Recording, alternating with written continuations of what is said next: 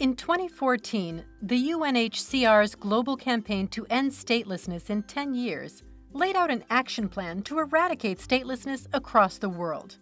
In the Americas, statelessness is rare, thanks to a combination of legal regimes that make access to nationality easier. But several obstacles remain in the prevention and eradication of statelessness, and in guaranteeing the protection and naturalization of stateless people. So, how are we measuring up to the campaign's goals? Here's a regional scorecard. In the Americas, there's one situation of statelessness that needs to be resolved: Dominican Republic. And it's a pretty serious situation. Furthermore, some countries don't include safeguards that guarantee nationality to children who might be born stateless.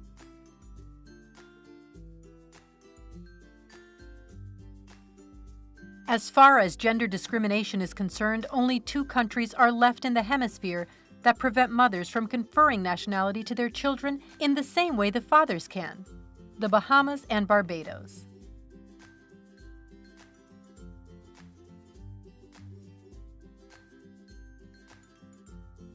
Despite this, in Canada, new citizenship legislation created national security grounds on which Canadian citizenship can be revoked.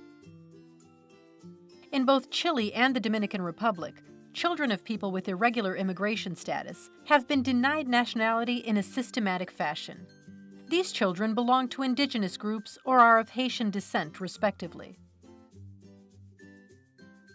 Additionally, many migrants in the United States were rendered stateless as a result of state succession following the dissolution of the Soviet Union. There's no formal legislation to fix this.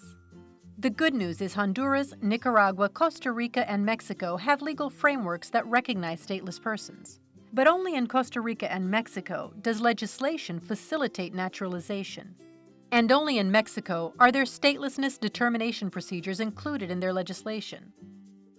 Yet, national civil registration systems are improving to enable late or delayed birth registration. They're also receiving the support from international initiatives, like the OAS Universal Civil Identity Project of the Americas. But, as some of the numbers show, we still have a long way to go. Again, in the United States, recent cases in Texas, where the children born to undocumented parents were denied birth certificates, are examples of discrimination. And unfortunately, only 13 out of 35 countries in the region have ratified both conventions on statelessness. This is half the number of states that have ratified both conventions on refugees. But most importantly, data on stateless persons needs to be improved across the board. Including questions on statelessness on population census surveys and creating formal statelessness determination procedures are just 2 ways in which we could increase information. So, the Americas aren't doing all that great.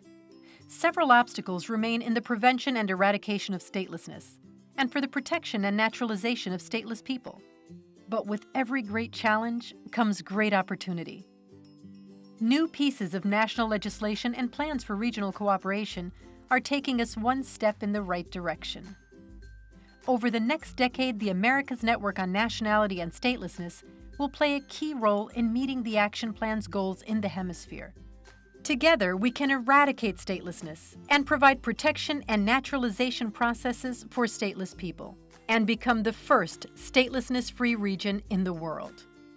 It's time to end the injustice of statelessness.